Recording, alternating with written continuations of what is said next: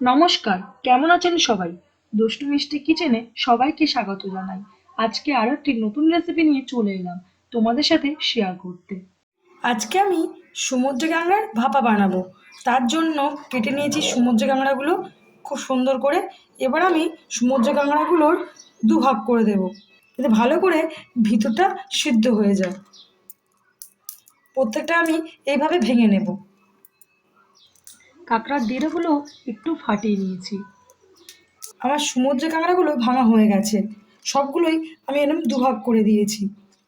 মশলা নিয়েছি আদা বাটা, রসুন বাটা, জিরে বাটা, হলুদ গুঁড়ো, লবণ, শুকনো লঙ্কা বাটা, টমেটো বাটা, আর এখানে সর্ষের তেল।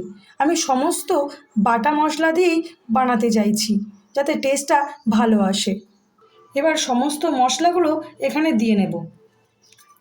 লবণ দিয়ে দিলাম, টমেটো বাটা দিলাম, আদা বাটা দিলাম, রসুন বাটা দিলাম, ধনের গুঁড়ো বাটা দিলাম, শুকনো লঙ্কা বাটাটা দিয়ে দিলাম, আর হলুদ গুঁড়ো দিয়ে দিলাম কিছুটা। এবার এগুলোকে ভালো করে মাখিয়ে নেব।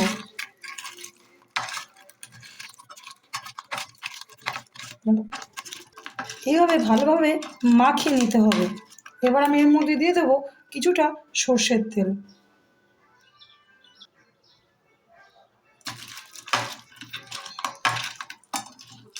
আরও কিছুটা ভালোভাবে মাখিয়ে নিতে হবে। আমার ভালোভাবে মাখানো হয়ে গেছে কাঁকড়াগুলো। আমি ওভেনে কড়াটা বসিয়ে দিয়েছি এবং এটাতে কিছুটা জল দিয়ে দেব। ততক্ষণ জলটা একটু গরম হোক। কাঁকড়াটা ভাপানোর জন্য আমি এই টিফিন বক্সটা নিয়েছি। এবারে আমি আগে থেকে মাখানো কাঁকড়াগুলো এটাতে দিয়ে দেব।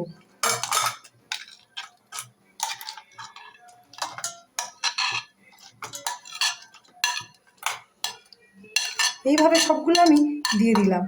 আমি সবগুলো কাঁকড়া এখানে দিয়ে দিয়েছি। এবারে এটার মধ্যে কিছুটা জল দিয়ে দেবো। আমি যখন মশলা বেটেছিলাম, মশলার জল কিছুটা রয়ে গেছিলো, সেই মশলার জলটা আমি দিয়ে দিলাম। আমি এর মধ্যে আরও কিছুটা জল দিয়ে দেবো। এবার আমি টিফিন বক্সটাকে ঢাকা দিয়ে দেবো। কড়ার জলটা আমার গরম হয়ে গেছে। এবার আমি এই টিফিন বক্সটাকে এর ভিতরে বসিয়ে দেব। এবার নোড়াটাকে এর উপরে চাপিয়ে দেব, যাতে টিফিন কৌটোটা যে সরে না যায়। আপনারা শক্ত কিছু দিয়ে বসিয়ে দেবেন, তাহলে টিফিন বক্সটা আর উঠে উঠে যাবে না। 20 মিনিট মতো আমি এটাকে হতে দেব। আমার 20 মিনিট হয়ে গেছে। এবার আমি তুলে নেব।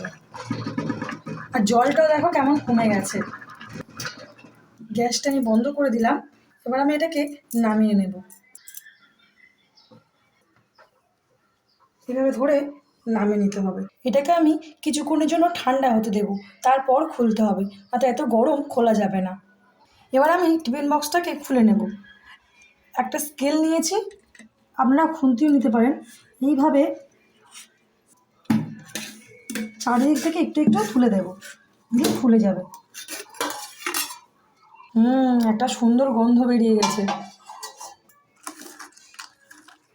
আপনারা দেখতে পাচ্ছেন কেমন কি সুন্দর একটা কালারও চলে এসেছে। এবার আমি এটাকে সার্ভ করে দেখাবো আপনাদেরকে। দেখতে পাচ্ছেন বন্ধুরা, সমুদ্রে কাঁকড়ার ভাপা কি সুন্দর হয়েছে। দেখলেই যেন খেতে ইচ্ছা হচ্ছে।